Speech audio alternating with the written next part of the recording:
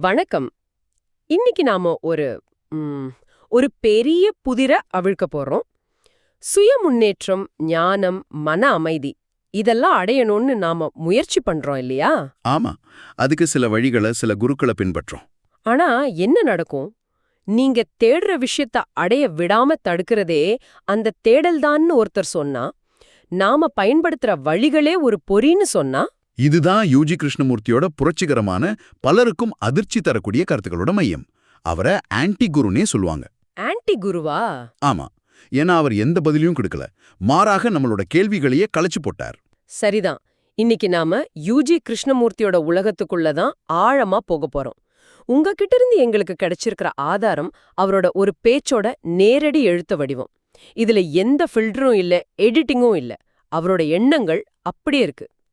நம்ம நோக்கம், தனித்துவம், சிந்தனையோட இயல்பு, உண்மையான மாற்றம் பத்தின அவரோட முக்கிய கருத்துக்களை புரிஞ்சுக்க முயற்சி பண்றதுதான். இது நம்ம நம்பிக்கைகளை அசைச்சு பார்க்க போகுது. அதனால தயாரா இருங்க. கண்டிப்பா. இது ஒரு வசதியான உரையாடலா இருக்காது, ஆனா நிச்சயம் சிந்திக்க வைக்கும். ஓகே, ஆரம்பிக்கலாம். யூஜியோட அஸ்திவாரமே இந்த தனித்துவம்ங்கிற விஷயம் தானே. ஒவ்வொரு மனுஷனும் தனித்துவமானவன், 2 பேரும் ஒரே மாதிரி இருக்க முடியாதுன்னு சொல்றாரு. ஆமா, இது கேக்குறதுக்கு எளிமையா இருந்தாலும் அவர் இத ரொம்ப தீவிரமான ஒரு இடத்துக்கு எடுத்துட்டு போறாரு இல்லையா? ஆமா, இங்கதான் விஷயமே ஆரம்பிக்குது. அவர் என்ன கேக்குறாருன்னா, இயற்கையோட படைப்பாற்றலே நகல்களை உருவாக்காம ஒவ்வொரு முறையும் ஒரு புது தனித்துவமான உயிரை உருவாக்குறதுல தான் இருக்கு. சரி. அப்படி இருக்கும்போது நாம ஏன் இன்னொருத்தரோட நகலா மாற முயற்சி பண்ணணும்? புத்தர், இயேசு இல்ல வேற எந்த குருவா இருந்தாலும் சரி, அவங்கள ஒரு மாடலா வச்சு. ஆமா, அவங்கள ஒரு மாதிரியா வச்சு அவங்கள மாதிரி ஆகணும்னு நம்ம நினைக்கிறதே இயற்கைக்கு எதிரானதுங்கிறது அவரோட வாதம். ஒரு நிமிஷம், இது கொஞ்சம் முரணா இருக்கு. நம்மளோட மொத்த கல்வி முறையும் கலாச்சாரமும் ஒருத்தரை பார்த்து கத்துக்கிறதுல தானே இருக்கு. ஒரு நல்ல விஞ்ஞானி, ஒரு பெரிய தொழிலதிபர், ஒரு ஞானி, ஆமா, ரோல் மாடல்ஸ். இவங்களெல்லாம் ஒரு ரோல் மாடலா பார்த்து தானே நம்ம வளர்றோம். இதுல என்ன தப்பு இருக்க முடியும்? இது ஆபத்தானதுன்னு அவர் ஏன் நினைக்கிறார்? அது ஒரு நல்ல கேள்வி. அவர் பார்வையில இது ஆபத்தானது, ஏன்னா அது உங்களோட தனித்துவமான வளர்ச்சிக்கு ஒரு முட்டுக்கட்டை போடுது. அவர் இதை ஒரு மூடிய மாதிரி, அதாவது ஒரு க்ளோஸ்ட் மாடல்னு சொல்றார். Closed model? ஆமா, ஒருத்தர் ஒரு நிலையை அடைஞ்சதும் அவரை ஒரு மாதிரியா மாத்திட்டா மத்த எல்லாரும் அந்த அச்சுக்குள்ள தங்களை பொருத்திக்க பாக்குறாங்க. அப்படி பண்ணும்போது அவங்க அவங்களா இருக்கிற வாய்ப்பா இழந்துடுறாங்க. முழுசா இழந்துடுறாங்க. இயற்கை உருவாக்க நினைச்ச ஒரு புதுவிதமான மனிதன் உருவாகாமலே போயிடுறான். அந்த மாதிரி தான் கலாச்சாரம் நம்மள தடம் பொருள வச்சிருச்சுன்னு அவர் நம்புறாரு. புரியுது. அதாவது கலாச்சாரம் ஒரு அச்சை உருவாக்குது. நாம நம்மளோட தனித்துவமான வடிவத்தை அந்த அச்சுக்குள்ள திணிக்க வாழ்க்கை முழுக்க முயற்சி பண்ணி கடைசியில நம்மளே தொலைச்சிடுறோம். அப்போ ஒருத்தரை பின்பற்றதே ஒரு பொறினா, அவங்க சொல்லி கொடுக்கிற பயிற்சிகள், வழிமுறைகள், யோகா, தியானம், இதெல்லாம் அத பத்தி அவர் என்ன சொல்றார்? ஏன்னா அதெல்லாம் நமக்கு உதவும் தானே நாம நம்புறோம். இங்கதான் அவரோட விமர்சனம் இன்னும் கடுமையாகுது. அவர் என்ன சொல்றாருன்னா, இது நெருப்பு பெட்ரோல் ஊத்தி அணைக்க முயற்சி பண்ற மாதிரி. ஓ, எந்த பிளவுபட்ட அமைதி இல்லாத மனநிலையை சரி பண்ண இந்த பயிற்சிகளை நாம செய்யறோமோ அதே மனநிலையிலிருந்து தான் இந்த பயிற்சிகளே உருவாயிருக்குங்கிறாரு. கட்டுப்படுத்த நினைக்கிற தேடுற மனசை வச்சே மனசை கட்டுப்படுத்த பாக்குறது ஒரு முரண்பாடு. ஆமா, நடைமுறையில பார்த்தா நிறைய பேர் தியானம் செஞ்ச பிறகு மனசு அமைதியா இருக்கு, ஒரு நல்ல உணர்வு கிடைக்குதுன்னு சொல்றாங்களே, அதை எப்படி பாக்குறது? யூஜி அதை ஒரு தற்காலிக நிவாரணம்னு சொல்வார். அதுக்கு அவர் ஒரு அருமையான ஓமை பயன்படுத்துறார். பசியுள்ள மனிதன் ஓமை. சொல்லுங்க. ஒருத்தனுக்கு பயங்கர பசி. அப்போ குருக்கள் என்ன பண்றாங்கன்னா, ஒரு முழு ரொட்டியா காட்டி ஆசை மூட்டி அப்பப்போ சின்ன சின்ன ரொட்டி துண்டுகளா வீசுறாங்க. அந்த சின்ன துண்டு தற்காலிகமா பசியை அடக்கும். ஆனா அந்த முழு ரொட்டிக்கான தேடலை அது இன்னும் அதிகப்படுத்தும். யூஜி என்ன சொல்றாருன்னா, அந்த ரொட்டி துண்டுகளை தேடாத, அந்த பசியே தன்னைத்தானே எரிச்சுக்கட்டோங்கிறார். பசியே தன்னைத்தானே எரிச்சுக்கட்டுமோ? ஆமா, அந்த தேடலை திருப்திப்படுத்த முயற்சிக்காத, அந்த தேடலோட அபத்தத்தை புரிஞ்சுக்கோங்கிறார். வாவ், அது ரொம்ப ஆழமான பார்வை. அப்போ அந்த முயற்சிகளால ஒரு பிரயோஜனமும் இல்லைன்னு சொல்றாரா? இன்னும் நிகழ்கிறது அப்படிங்கிறார். முயற்சிகளை மீறியா? ஆமா, அவரோட சொந்த அனுபவத்தையே சொல்றார். 7 வருஷம் தீவிரமா யோகா பயிற்சி செஞ்சுட்டு ஒரு கட்டத்துல அது தன்னோட உடலோட இயற்கையான இயக்கத்துக்கு எதிரா இருக்குன்னு உணர்ந்துதான் சொல்றார். நம்ம உடம்புக்குன்னு ஒரு இயல்பான அறிவு இருக்கு, அதுல நாம தலையிடாம இருந்தாலே போதுங்கிறத அவரோட கருத்து. ஓகே, அப்போ மாடல்கள் தப்பு, வழிமுறைகள் தப்புன்னு சொல்லியாச்சு. இது எல்லாமே அவர் சுட்டி காட்டுற ஒரே ஒரு மூல பிரச்சனைக்கு வருது. அது சிந்தனை. ஆமா, சிந்தனை. அவர் அடிக்கடி பிளவுபட்ட நனவின் நிலை அப்படின்னு ஒரு வார்த்தையை பயன்படுத்துறாரு. அதை கொஞ்சம் எளிமையா விளக்க முடியுமா? நம்ம அன்றாட வாழ்க்கையில அதுக்கு என்ன அர்த்தம்? நிச்சயமா. இதை இப்படி யோசிச்சு பாருங்க.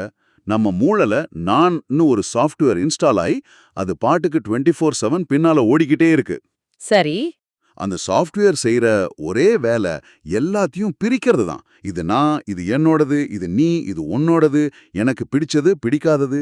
இந்த நான்கிற மையம் உருவானது தான் பிளவுபட்ட நனவு நிலை. ஓ. யூஜி என்ன சொல்றாருன்னா, நம்ம மதம், அறிவியல், தத்துவம்னு எல்லாமே இந்த பிளவிலிருந்து தான் உருவாகி இருக்கு. இது ஒரு ஜாம்கர் அவுட்ட வட்டம் மாதிரி. எப்படி? நம்ம கிட்ட இருக்கிற அறிவு ஒரு அனுபவத்தை தேடுது. அந்த அனுபவம் கிடைச்சதும் அது நம்ம அறிவை இன்னும் உறுதிப்படுத்துது. இதுக்கு முடிவே இல்ல. இந்த சுழல்ல இருந்து நாமளா வெளியே வர முடியாதுங்கிறத விளக்கத்தான் அந்த புலி மேல சவாரி செய்யற உவமைய சொல்றாரா? அது ரொம்ப சக்தி வாய்ந்த ஒரு படிமம்.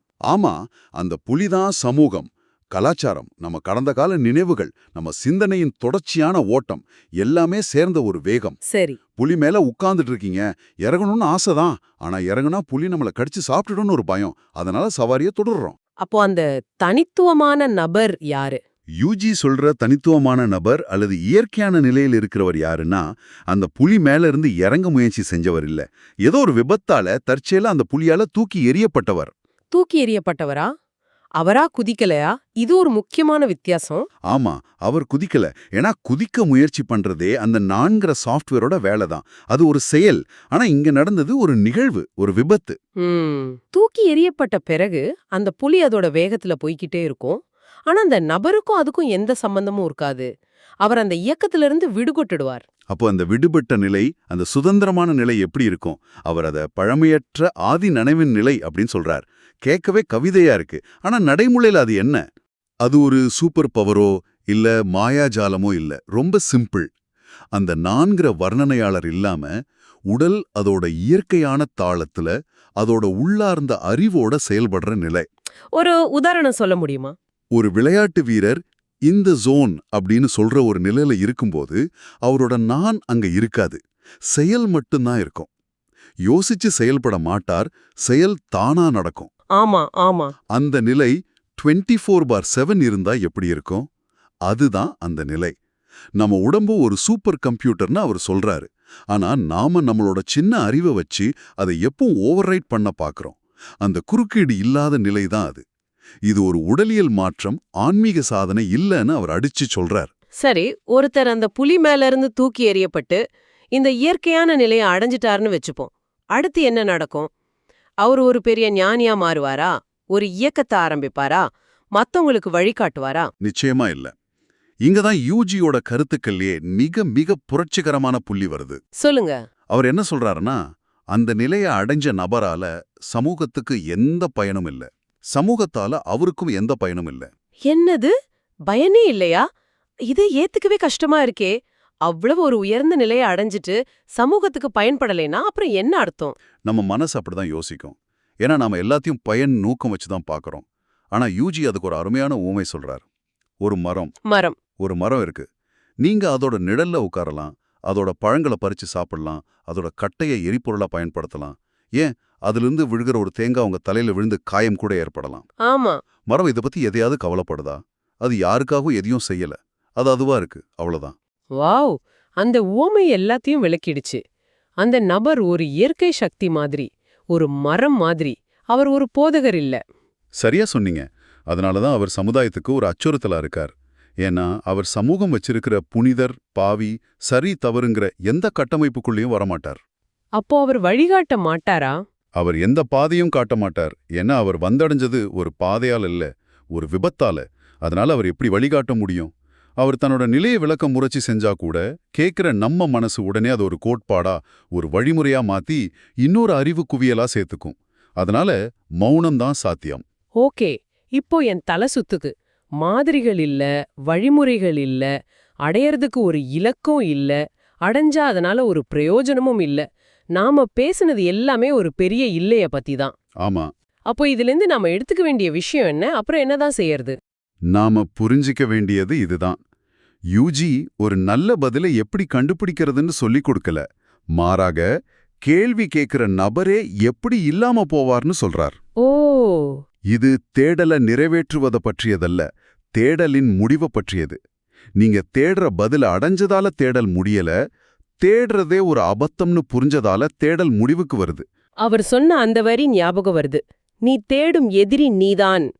ஒரு கார்ட்டூன்ல ஒருத்தன் உலகம் முழுக்க தன் எதிரிய தேடி அலைஞ்சிட்டு கடைசியில கண்ணாடியில பாக்கும்போது அது தான் தான்னு கண்டுபிடிப்பானா, அந்த மாதிரி. ஆமா, கிட்டத்தட்ட அப்படிதான். இத ஒருத்தர் உண்மைய உணரும்போது அந்த தேடலுக்கு என்ன ஆகும்? அந்த கேள்விக்கு பதில் இல்ல. ஆனா நீங்க யோசிக்கிறதுக்காக ஒரு விஷயத்தை விட்டுட்டு போறேன். யூஜியோட கருத்துக்கள்லயே ஒரு பெரிய வெடிகுண்டு இதுதான்னு சொல்லலாம். என்னது அது? இந்த இயற்கையான நிலைங்கிறது புண்ணியம் செஞ்சவங்களுக்கோ பக்தர்களுக்கோ நல்லவங்களுக்கோ மட்டும் கிடைக்கிற ஒரு பரிசு இல்ல. அது ஒரு தகுதியை அடிப்படையில வர்றதில்ல. அது ஒரு சீரற்ற நிகழ்வு, ஒரு விபத்து, ஒரு மின்னல் மாதிரி. மின்னல் மாதிரியா? ஆமா, மின்னல் இந்த இடத்துல தான் அடிக்கணும்னு எந்த விதியும் இல்ல. அது எங்க வேணா அடிக்கும். அதே மாதிரி இந்த நிலை ஒரு புனிதருக்கு ஏற்பட்ட அதே சாத்தியக்கூறோட ஒரு கொலைக்காரனுக்கோ ஒரு ஏமாற்றுக்காரனுக்கோ கூட ஏற்படலாங்கிறார். என்ன சொல்றீங்க? இத கேட்க அதிர்ச்சியா இருக்கலாம். ஆனா ஒரு நிமிஷம் யோசிச்சு பாருங்க. சுய முன்னேற்றம், ஆன்மீக சாதனைன்னு நம்ம கட்டி வச்சிருக்கிற இந்த படிநிலைகள், தகுதிகள், முயற்சிகள் மேல இந்த ஒரு கருத்து எவ்வளோ பெரிய கேள்வி எழுப்புது. ஆமா. நாம சரியா வாழணும், புண்ணியம் செய்யணும், அப்பதான் ஞானம் கிடைக்கும்னு கட்டமைக்கப்பட்டிருக்கிற நம்ம மொத்த நம்பிக்கையையும் அது உடைச்சு போடுது. இத பத்தி என்ன நினைக்கிறீங்க?